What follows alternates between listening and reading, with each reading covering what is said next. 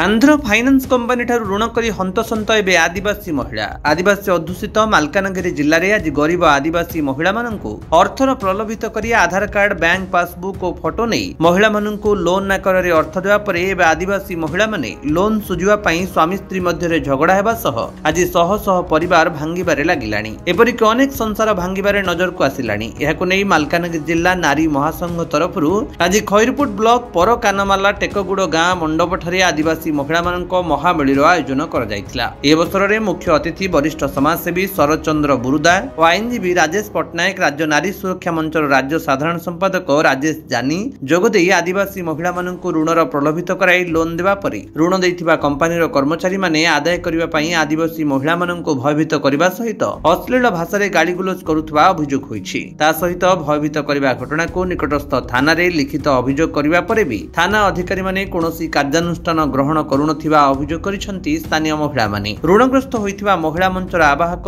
जिनु दोरा आज बैठक आयोजन करने सहित आगामी दिन में संपृक्त फाइनान्स कंपनी विरुद्ध रे लड़ाई जारी रहिबो बोली कहिसेंती। संपृक्त आंध्र फाइनान्स कंपनी गुड़िक Madhya Bharat finance, Annapurna finance, Fusion finance, RBL finance, Spandana finance, Adhikari finance, Satya finance, Axis finance एवं साहू फाइनान्स कंपनी विरुद्ध रे बारंबार अभियोग पर भी सही फाइनान्स कंपनी उपरे जिला प्रशासन राज्य कड़ा पदक्षेप नेबाकू दाबी होछि। अन्यमानक मध्य सोना नाली, मधु नाली, नरसिंह माड़ी, राजू कुला, नरेंद्र नायक उपस्थित रहिता बेले आगामी दिन में आंध्र फाइनान्स कंपनी उपरे जदिओ जिला और राज्य सरकार पक्षरु कड़ा पदक्षेप न नियंती ताले आगामी दिन में नारी शक्ति राजरास्ता को ओह्लाइब बोली उपस्थित अतिथि माने मत प्रकाश करथिले।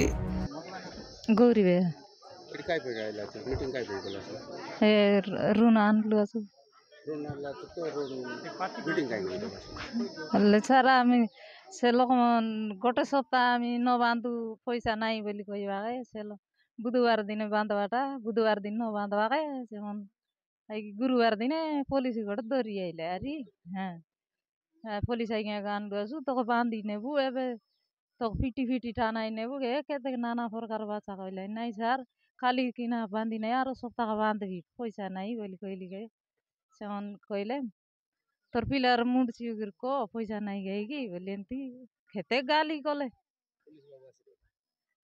आसीला ना था पुलिस बोली से कहले शीघ्र पैसा दे पुलिस आज्ञा तो जगी रही कि बोलवा पुलिस आज्ञा तार ड्यूटी आइला आज न जगे मुझे कौन पैसा देवी आरो सप्ताह बांधबी बोली कहली। आज जो मीटिंग कला पैसा पतर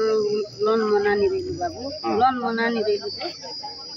बांधी ना पाले सरी आसी सार मनासी सार मनासी जोगी रही भाई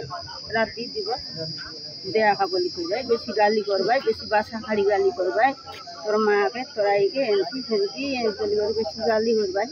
सेटार पाई मीटिंग गोटे खोलुनी आम बेसी असुविधा है घरे आसी गाली कले घरे आसी कर गाली कले बेसी असुविधा अच्छु राति नींद आसे ना खाइले पेट पूरे ना सेमती असुविधा मालकानगिरी जिले में आज के दिन कहवा विभिन्न प्रांतर आस प्राइवेट